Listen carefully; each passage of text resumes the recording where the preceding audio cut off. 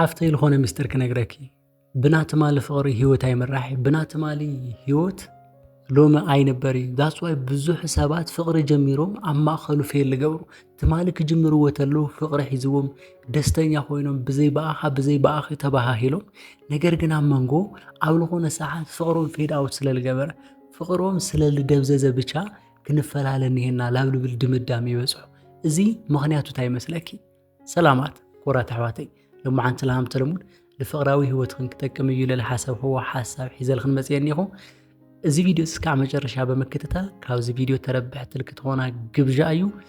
ለዚ ቻናል ሓድሽ ትልኾንክን ግን እዚ ቻናል ሰብስክራይብ ላገበርክን ቤተሰብ ንክትሆናኒ ብፍቅሪ ጋብዘክን ኣለኹ ለማዓንት ሒዘልክን ለመጻፍ ሐሳብ ተፈቃርነት ንኩስህ ዝገብሩ ሓሙሽተ ነገራት ክነግረክ እያ ኣወ ተፈቃርነት ይውስኽ ተፈቃርነት ካብሎም ማዓንት ብዝገደደ ተፈቃሪት ምዃን ትኽእል ኢኺ ካብሎም ማዓንት ብልሐሸ ተፈቃሪት ምዃን ትኽእል ኢኺ ነገር ግን ታይታይ ተገርኺ ሃመይ ተገርኺ ወይ ድማ ፍቅሩ ምድብዛዙ ፍቅሩ ንሽተይ ለው ምባሉ ፍቅሪ ከም ዝወርዶ ዘሎ ብምንታይ ክትፈልጥዮ እዚአን ነገራት ለማዓንት ብሓደ ንረይና ክሳብ መወዳእታ ምሳይኾን እትና መጀመርያ ነገር ተፈቃርነት እንድሕር ክውስኽ ትደሊ ኮይንኺ ንመጻምድኺ ልቕቐብል እዮ በቃ ነፃነት ሃብዮ ምክንያቱም ኩልና ወዳት ለይንደራደረሉና ብምንም ክንትክኦ ለይንደልዮ ሓደ ነገር ነው ነፃነት ልበሃል ነገር ነው ብዙሕ ግዜ እንድሕር ይኾንኺ ኣጓላት ቶሎ ኢልክን ሓዳር ትደልያ ኣወዳት ድማ ብጣዕሚ ንድንጉ ንደሊ ናዚ ተዓውይ ሚስጥር ኣብ ሓዳር ምስኣተና እቲ ልነበረና ነፃነት እቲ ልነበረና ህይወት እንስእኖና እንምንጠል ስለልንመስለና ጭምር ሓዳር ንፈርሕ ኢና ሪኺ ስለዚ መጀመርያ ትፈልጥዮ ለለኪ ለፍቀረክ ወዲ እንድሕር ሃልዩ እዚ ለፍቀረክ ወዲ እንድሕር ፍቅሩ ልቕንስሎ መሲልኪ ሓደ ነገር ግበር ልቕቐብል እዮ በቃ ኣይተጻዓንዮ ብዙሕ ግዜ እስኺ ስለለገደድኽዮ እስኺ ንዓንጋነ ሃምዝንኹን ስለልበልኽዮ ፍቅሩ ክውስኽዩ ማለት ኣይኾነይ ኣብዚ እግረ መንገዲ ኣተሓሒዘ ክነግረኪ ናይ ሓደ ሰብ ዋጋ ትፈልጦ ካብዚ ሰብ ርሕቕ ምስ በልካ ጭምር እዩ ምሳኺ ስለለሎ እስኺ ንጋነ ስለልበልኽዮ እስኺ ስለልጋበዝኽዮ እስኺ ሙጥኝ ስለልበልኽዮ ዋጋ ክፈልጥ እዩ ማለት ኣይኾነይ ስለዚ ልቕቐብል እዩ ነፃነት ወሃብ እዩ ውድ እዩ ዝትና መጀመርያ እቲ መበል ካልኣይ ድማ ተኻኢልኺ ኣብ ልኾነ ሰዓት ፍቅሩ ልደብዘዘ ክመስለክ ተሎ ፍቅሩ ልዋሓደ ክመስለክ ተሎ ብባእሲ ለይኾነ ወይ ለለ ብሕማቕ ሙድ ለይኾነ ኣብ ፍቅሪ እናሃለኹም ድንገት ልኾነ ነገር ሃምሊ ተፈጠረ ጌርክን ንሽተይ ጥፍእ በሊ ምክንያቱም ምንም ነገር ክብሪ ልስምዓካ ምንም ነገር ሪስፔክት ትገብሮ ካብ ኢድካ ምስ ወፀ እዩ ተረዲእኪ ጥፍእ ክብለክ ተለኹ ነገር ጌርኺ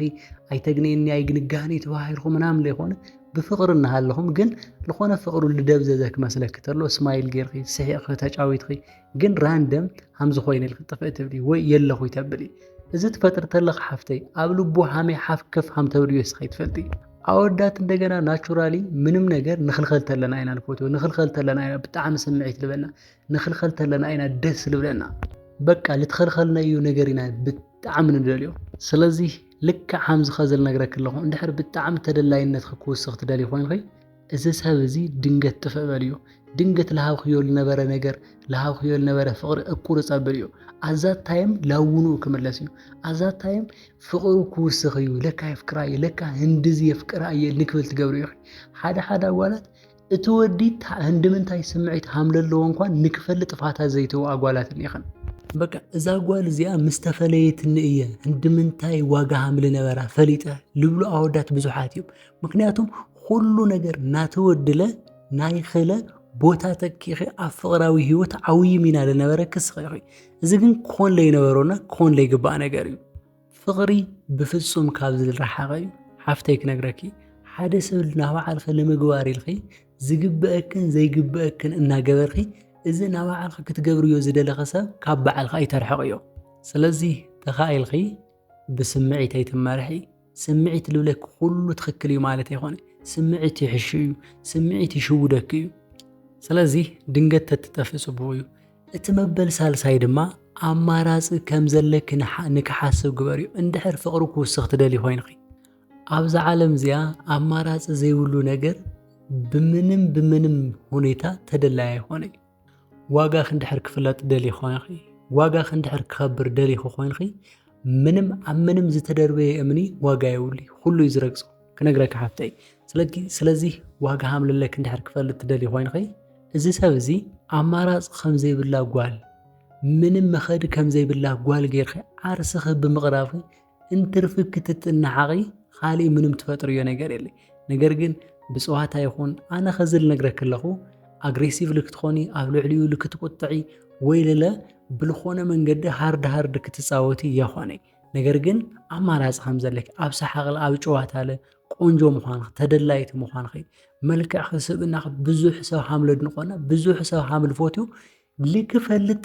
ኣብ እግረ መንገድኺ ክትገብርዮ ክትኸድን እየክ እዚ ብላ ገበርኺ ብልኸድኪ ቁፅሪ ግን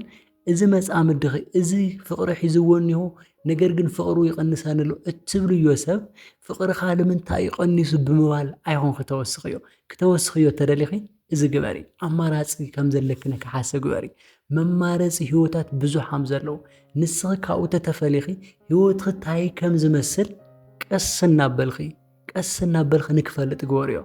ኣነ ብጣዕሚ ግርም ልብለኒ ሓደ ጓላት እኒኦ በቃ ካባኻ ተተፈለየ ኣነ ብህይወት ኣይነብሪ እስኻ ካባየ ተኸይድኻ ኣይሙርዐይ ህይወት የብል ኣይገብሮይ ነገር ግን ብትወድለ ተኸባርነት ንከይህልዎን ይገብራ ስለዚ ተኻኢልኺ እዚኣ ግበሪ ኣማራጭ ሃምለለዋ ጓል ኮይንኺ ሕሰቢ